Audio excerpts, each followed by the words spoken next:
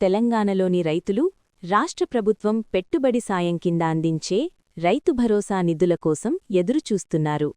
రాష్ట్రంలో నవంబర్లో రబీ సీజన్ మొదలవ్వగా ఆ సీజన్కు సంబంధించిన పెట్టుబడి సాయం ప్రభుత్వం ఇంకా అందించలేదు. దీంతో పంట సాగుకు కావాల్సిన డబ్బులు లేక రైతులు అప్పులు తెచ్చుకుంటున్నారు. ప్రభుత్వం నుంచి సాయం వస్తే తమకు నిధుల కొరత ఉండదని రైతులు చెబుతుండగా రైతు భరోసా నిధుల విడుదలలో జాప్యం జరుగుతోంది. దీంతో రైతులు ఆవేదన చెందుతున్నారు.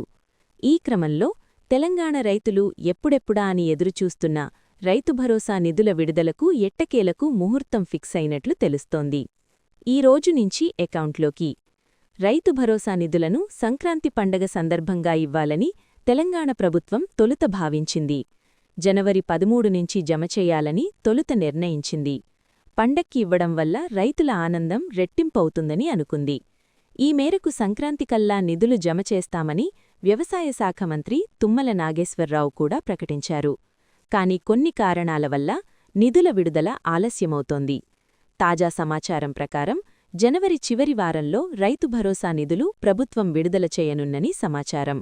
గణతంత్ర దినోత్సవమైన జనవరి 26వ తేదీ నుంచి నిధులు రిలీజ్ చేయనున్నని తెలుస్తోంది.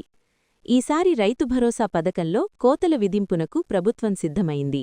ఇందుకోసం ఈ పథకం అమలు, అర్హతపైన కొత్త రూల్స్ తీసుకొచ్చింది. కేవలం ప్రస్తుతం పంట సాగు చేస్తున్న భూములకే మాత్రమే రైతు భరోసా ఇచ్చేందుకు సిద్ధమవుతోంది. ఈ మేరకు శాటిలైట్ సర్వే ఆధారంగా పంట భూములను గుర్తిస్తోంది.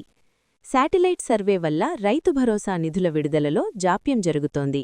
శాటిలైట్ సర్వే వివరాలు ఇప్పటికే కంప్యూటర్లలో స్టోర్ అవ్వగా వాటిల్లో పంట సాగులో ఉన్న భూములను గుర్తించే ప్రక్రియ షురువైంది. ఈ ప్రాసెస్ పూర్తవ్వడానికి మరికొంత సమయం పట్టే అవకాశముందని ప్రభుత్వ వర్గాలు చెబుతున్నాయి. ఇది పూర్తయిన తర్వాత రైతుల అకౌంట్లో నిధులు జమ చేయనున్నారు.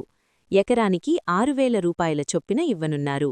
ప్రభుత్వం ప్రస్తుతం సాగులో ఉన్న భూములకు మాత్రమే ఇచ్చే అవకాశమున్నందున చాలామంది అనర్హులుగా తేలనున్నారు. జనవరి 26 నుంచి మొదలు కానున్న రైతు భరోసా నిధుల ప్రక్రియ 10 రోజుల పాటు సాగనుంది.